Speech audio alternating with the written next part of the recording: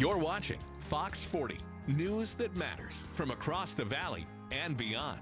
This is Fox 40 News at 7. We hear about cybercrime all the time, so how do you know if you are protected? We'll show you a 5-step security plan to make sure your data and identity are secure.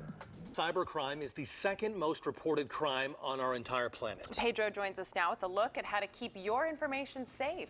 Yeah, now more than ever, it's important that we talk about this with social media and all the technology out there. So we have David Groot to join us. He's an expert in this field to tell us more about cybersecurity. Let's get right to the tips because that's what people want to know. The first thing, we're going to talk about password safety. Correct. So password safety, certainly we know about making them complex, not 1, 2, 3, 4, 5, 6. But the bigger issue is to make sure we're using different passwords for every website.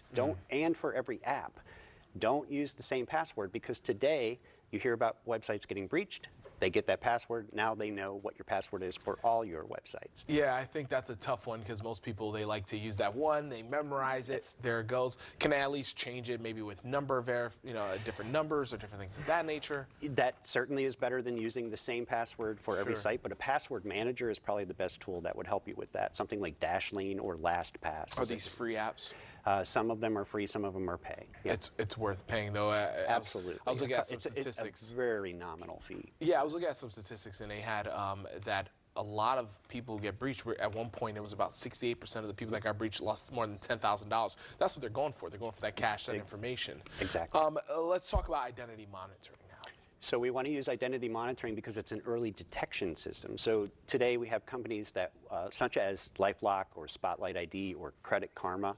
These folks will not only monitor your social security number, but they'll monitor your email addresses for compromised websites. They'll look at the dark web and see if your passwords are being sold on the dark web. Yeah. But it's early detection for when somebody's trying to steal your identity, and they'll help you in the event of that happening. How important is it to freeze credit?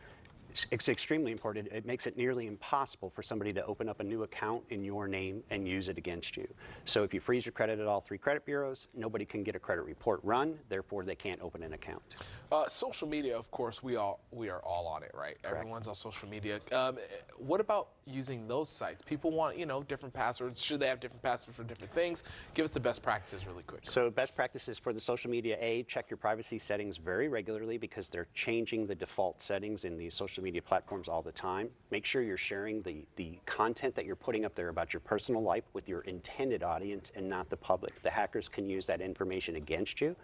And then on top of that, if you added multi-factor authentication to both social media and any other websites that have it, that would allow a second step for logging into your website where it not only needs a username and password, but it also then would send you a text message or use an app on your phone and give you a code that you have to then type in a third part. That way, if your username and password are compromised, you have a means to, they still need your phone. Yeah, they to still be able to need get the that phone. second Very, very important tips, guys. So remember, have multiple passwords, Correct. a key thing, and use That is the a best. big one. That's huge. Martina, we're going to go right to you. David Groot, thanks for joining us. Thank you so much.